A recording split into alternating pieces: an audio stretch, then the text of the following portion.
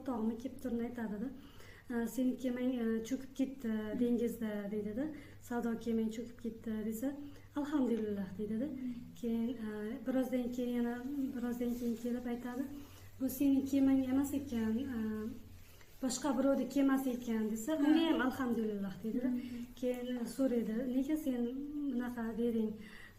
Kemang cho'kkanda ham alhamdulillah, ketganda ham seniki emas ekanligini aytganda ham alhamdulillah deding.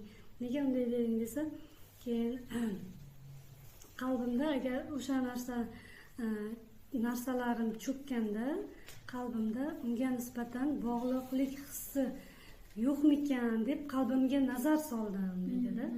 Keyin qalbimga nazar solganimda unaqa bog'liqlik hissi, achinish hissi bo'lmaganda, tushunasizmi? O'sha narsalarga achinish hissi bo'lmagan. Keyin endi bu narsa seniki emas ekan, boshqa birovniki deganda, o'sha narsalar biror narsani topib olganda quvonish hissi bormikan? Agar bizda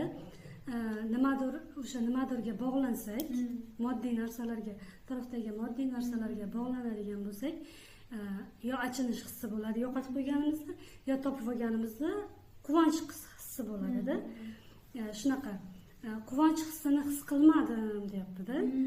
Shunaqa bog'lanib qolmaganda bu narsa boriga ham, yo'g'iga ham neytral qara oladi. Sizga aytdim-ku, siz neytral bo'lishingiz kerak, hamma narsaga nisbatan neytral bo'lishingiz kerak debdi. Shunaqa. Shuning uchun shunday. Quvonib ketish ham kerak emas.